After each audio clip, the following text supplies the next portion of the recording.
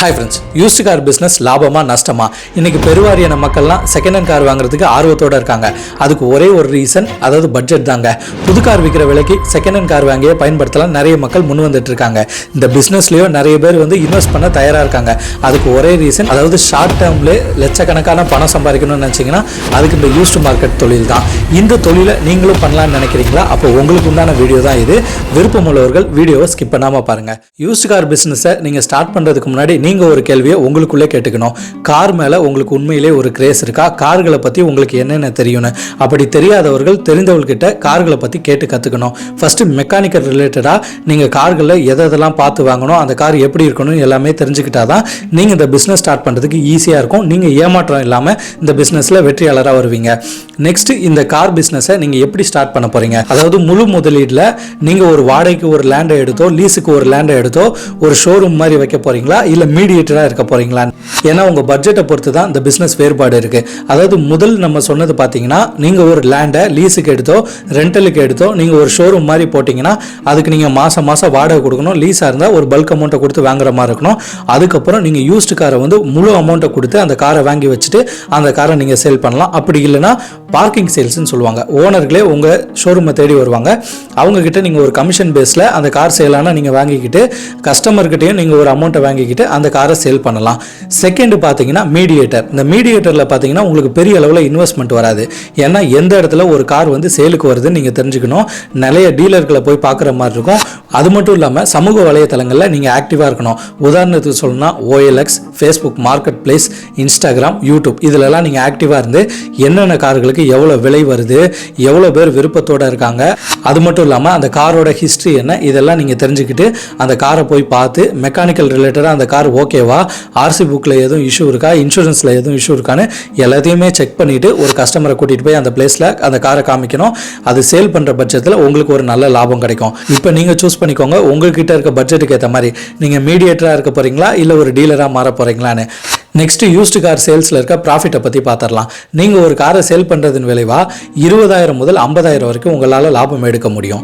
இப்போ இந்த ப்ராஃபிட்டான பிஸ்னஸில் நெகட்டிவ் சைடும் இருக்குது, அதாவது லாஸஸும் இருக்குது. எப்படியெல்லாம் லாஸ் ஆகும்னா, நஷ்டத்தில் நம்பர் 1, நீங்கள் காரை பற்றி எதுவுமே தெரியாமல் இருந்து ஒரு டீலர் ஆகிட்டீங்க. அதாவது நீங்கள் ஒரு யூஸ்டு கார் ஷோரூமை போட்டிங்க, அந்த இடத்துல ஒரு கஸ்டமர் வராரு, அவர்கிட்ட நீங்கள் அந்த காரை சேல் பண்ணிட்டீங்க, நல்ல அதிகப்படியான லாபத்துக்கு வித்துட்டீங்க.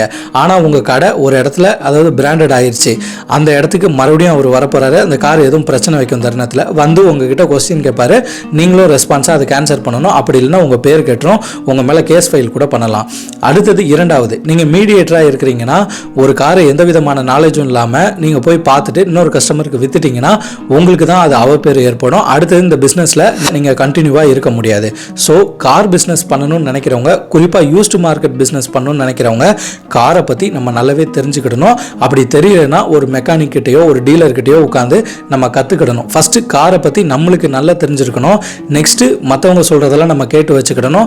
அப்புறம் ஒரு காரை எப்படி எடுக்கணும், அந்த காருக்கு என்னென்ன விலை கொடுக்கணும், அந்த காரை எடுத்ததுக்கப்புறம் என்னென்ன அந்த காரை ரெடி பண்ணணும், அதுக்கப்புறம் கஸ்டமர் எப்படியாப்பட்ட கஸ்டமரை நம்ம அணுகணும், அடுத்தது கஸ்டமர் ரெஸ்பான்ஸ்னால் என்ன, ஒரு கஸ்டமர் நம்ம உள்ளே வராருன்னா அவரை என்னென்ன மாதிரி நம்ம ட்ரீட் பண்ணணும், அந்த கஸ்டமர் ஜெனுனான கஸ்டமராக நம்ம கண்டுபிடிக்கணும்.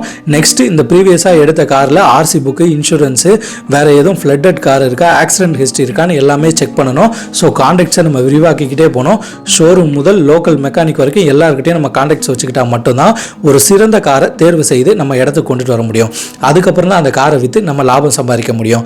இப்போ இந்த பிஸ்னஸ் யாருக்கு நல்ல செட் ஆகும்னு பார்த்தீங்கன்னா, நீங்கள் ஒரு 8 முதல் 10 லட்சம் வரைக்கும் ஒரு கம்பெனியில் உட்காந்து சம்பளம் வாங்கிட்டு இருக்கீங்கன்னா நீங்கள் ஒரு காருக்கு 20 முதல் 50,000 வரைக்கும் சம்பாரிச்சிடலாம். ஸோ கூட்டி கழிச்சு கணக்கு பார்த்தீங்கன்னா நீங்கள் ஒரு வருஷத்துக்கு வாங்குற CTCயை 2 மாதத்துலையோ 1 மாதத்துலையோ கூட எடுத்துடலாம். நீங்கள் நல்ல சேல்ஸ் பண்ணுற தருணத்தில். இப்போ இந்த பிஸ்னஸை எப்படி ஸ்டார்ட் பண்ணலான்னு கேட்டிங்கன்னா, உங்ககிட்ட பேக்கப் நல்லா இருக்குது, பணம் நிறைய இருக்குது, உங்களுக்கு முன்னாடி இருக்கிறவங்க நிறைய ஐடியாஸ் கொடுக்க ஆள் இருக்குன்னா நீங்கள் தாராளமாக பெரிய அளவில் அமௌண்ட்டை இறக்கி நல்ல ஒரு யூஸ்டு மார்க்கெட் ஷோரூமை ஓப்பன் பண்ணலாம். நீங்கள் பணமே இல்லாத நபர்னா இருக்கீங்க, ஆர்வமாக இருக்கீங்க, அதாவது யூஸ்டு காரை விற்கிறதுல ரொம்ப ஆர்வத்தோடு இருக்கீங்க, எப்படியாச்சும் இந்த உலகத்தில் வெற்றியாளராக வரணும்னு நினைக்கிறீங்கன்னா கட்டாயம் நீங்கள் தெரிஞ்சுக்க வேண்டியது, உங்ககிட்ட இருக்க கையிருப்பு பணத்தை கரைக்கக்கூடாது. நீங்கள் ஃபஸ்ட்டு மீடியேட்டராக மாறணும், அதாவது புரோக்கராக மாறணும். எப்படின்னா ஒரு ஒரு கார் சேல்ஸ் பண்ணுறாங்கன்னா அவர்கிட்ட நீங்கள் பேசி, ஒரு கஸ்டமர் அந்த காரை தேடுறாருன்னா அவர்கிட்டையும் பேசி அந்த கார் நல்லா இருக்கான்னு ஒரு மெக்கானிக்கை வச்சும் செக் பண்ணிவிட்டு அந்த காரை நீங்கள் சேல் பண்ணிங்கன்னா நீங்கள் இந்த பிஸ்னஸில் வளர்ந்து ஒரு நல்ல ஒரு டீலராகவே மாறலாம். ஸோ ஓவராலாக யூஸ்டு கார் பிஸ்னஸை பற்றி சொல்லணும்னா இந்த பிஸ்னஸுக்கு நீங்கள் எந்த அளவுக்கு உண்மையாக இருக்கீங்களோ அந்த அளவுக்கு இந்த பிஸ்னஸ் உங்களை உயர வைக்கும். நீங்கள் ஒரு பெரிய பிஸ்னஸ் மேனாக மாறுவீங்க. ஆனால் இந்த பிஸ்னஸில் நீங்கள் வந்து ஏமாற்றம் செய்தீங்கன்னா, கஸ்டமரை ஏமாத்துனீங்கன்னா உங்களுக்கு அந்த காசு நிற்காது, உங்கள் பேரும் மார்க்கெட்டில் ரொம்ப நாள் நீடிக்காது.